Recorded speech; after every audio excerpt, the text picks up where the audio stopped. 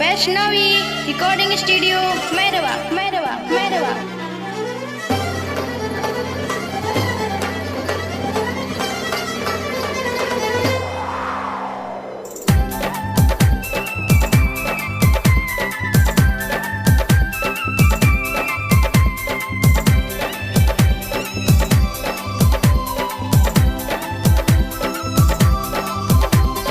दिल पर छुरी मार के ए बेवफा काहे ऐसन कैलू हमरा साथे हो।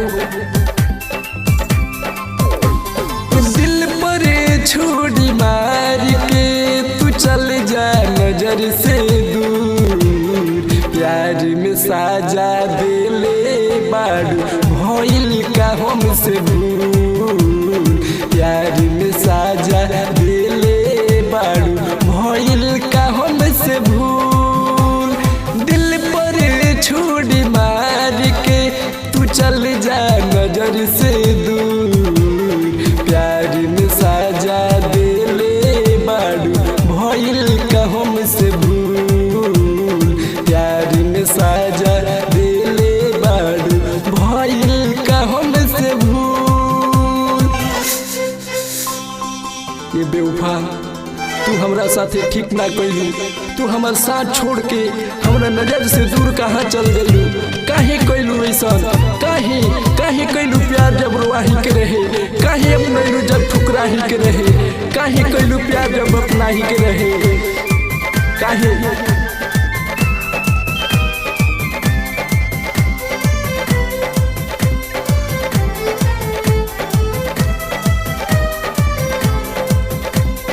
डोली में बैठी जइबू निकली मोर जनाजा, हमरा के छोड़ले बाड़ू बनैलू दोसरा के राजा।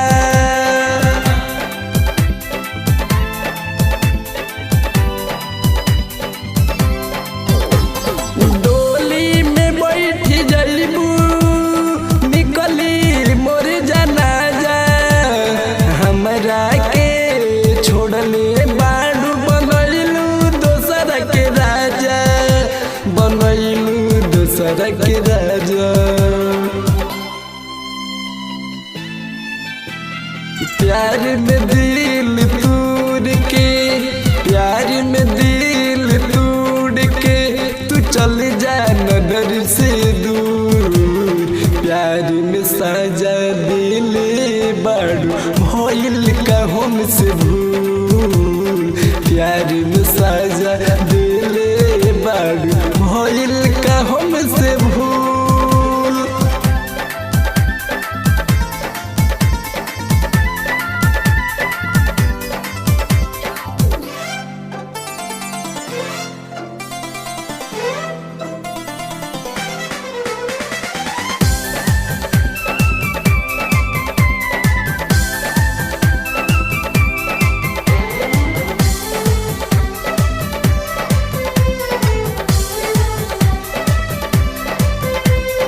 मुकेश के बनल कनिया खत्म मोर कहनिया, मनीष मतलबी के आँख से गिरे पनिया।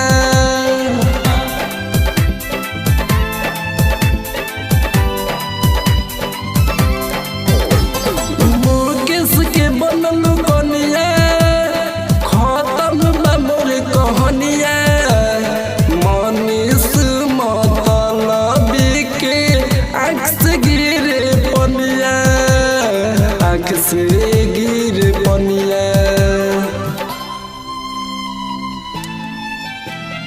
दुनिया में के बा आपन, दुनिया में के बा आपन, तू चल जा दूर हो, प्यार में साजा देले बाड़ू भइल का हमसे भूल, प्यार में साजा देले बाड़ू भइल का हम